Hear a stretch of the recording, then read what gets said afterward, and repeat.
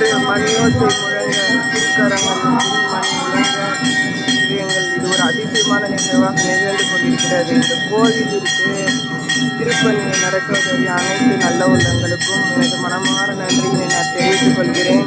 இதை துவக்கி வைத்த எங்களுடைய திருக்கோயில் திரு ஐயர் திரு நாகராஜ ஐயங்கார் அவர் தான் பேசிக் கொண்டிருக்கிறார். அவருக்கும் மிகவும் நாங்கள் நன்றி தெரிவித்துக் கொள்கிறோம். இந்த தொடங்கும் கை நல்ல கையாக இருந்ததனால் காரணமாக இன்று இந்த பெரிய அதிசயமான ஒரு நிகழ்வு நடந்து கொண்டிருக்கிறது.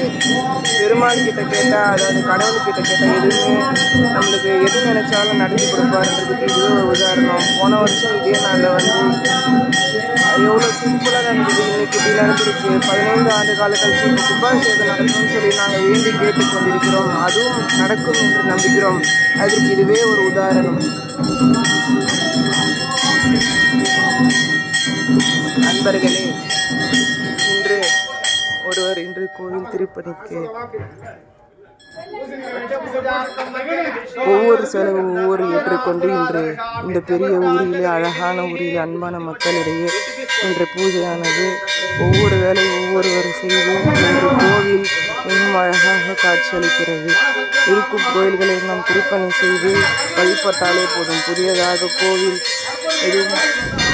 எதுவும் கட்டாமல் இருக்கின்ற கோயிலை புதுப்பித்து இருக்கின்ற மனதை நாம் புதுப்பித்து நம் வாழ்க்கையில் முன்னே செல்லும் பொழுது நாம் எப்படி முன்னேறுவோமோ அதுபோல் இருக்கின்ற கோயில்களை திருப்பணி செய்து நாம் வழிபட்டு வந்தாலும் நாம் இன்றைய நல்லதை அனுபவிக்க முடியும். அதை போல் நம் மனதை சுத்தம் செய்தாலே போதும்.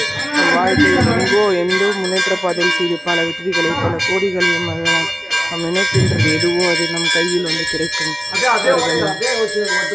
வாருங்கள் அனைவரும் வழிபடுவோம்.